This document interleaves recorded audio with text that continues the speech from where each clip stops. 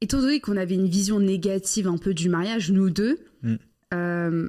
quelles ont été les motivations à se marier? Ok, nous, on est religieux, on est musulmans, on doit se marier parce que les relations hors mariage sont prohibées. Et tu te dis, mais les personnes qui ne sont pas croyantes, qui ne sont pas musulmanes, quelles sont, elles, leurs motivations tout de même à créer une vie de famille malgré toutes les contraintes? Et c'est là où tu te dis, ben voilà, même des personnes qui ne sont pas croyants, en fait, il y a un bienfait dans la relation homme-femme, tu sais, dans la création d'une vie de famille. Et on se posait souvent cette question en mode, ok, nous on s'est mariés, mais si on n'était pas musulmans, est-ce qu'on se serait mariés en vrai? Je vais te donner un Ça. exemple qui est archi concret. C'est-à-dire, par exemple, dans le sport de haut niveau, tu vois, dans le football ou dans d'autres sports, les clubs et les coachs encouragent les jeunes joueurs à avoir une vie de famille, c'est-à-dire à se marier ou au moins être en couple, mais sérieux.